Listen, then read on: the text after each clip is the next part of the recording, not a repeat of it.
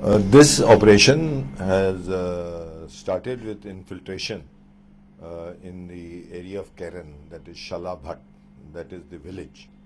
Now, this is a highly wooded area, and but we have not occupied that area. There are no defenses there. But this area belongs to us because one side is the Kishan Ganga and the other side is the road. But it's a very, very important area as far as we are concerned because it's a high area. It's only that we are not in occupation of that. Now, on 23rd of last month, the infiltration took place. And the initial reports were that there were about 10 to 20. Then reports came in that 10 people have been killed. And if they have been killed, where are their dead bodies? Till today, we don't know. So this information came. Now, in the last 2 days, we are told that another 20 to 40, your channels are showing it, that 20 to 40 people, and the co-commander there has come on TV twice and stated.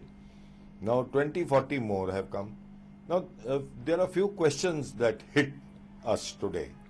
The first thing is as to what is the position of the battle that is ongoing at this moment. That's number one. Number two is that 23rd this attack took place. Why wasn't our Prime Minister informed about this?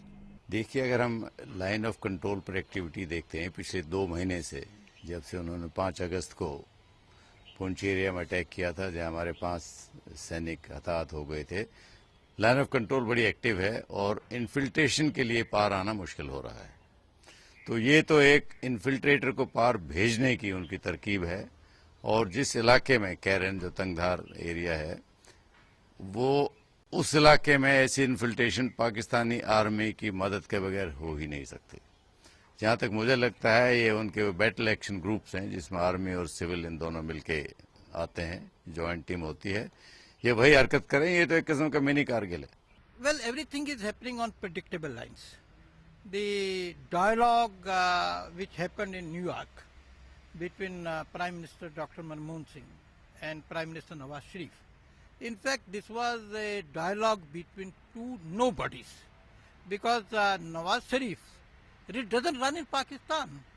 How do you accept a situation in which the Prime Minister of the country is talking of peace in New York and his army at that very point of time is infiltrating, attacking that very country?